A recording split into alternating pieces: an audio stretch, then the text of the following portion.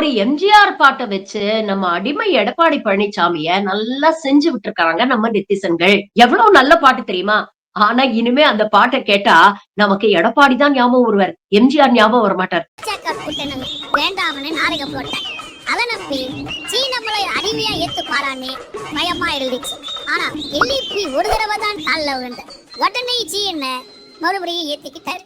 எனக்கு ஒரே சந்தோஷமா இருக்கு.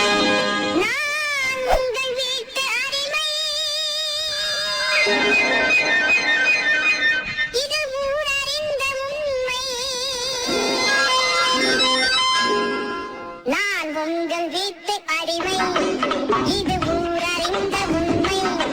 நான் செல்லுகின்ற பாதை, அது மோடி காட்டும் பாதை.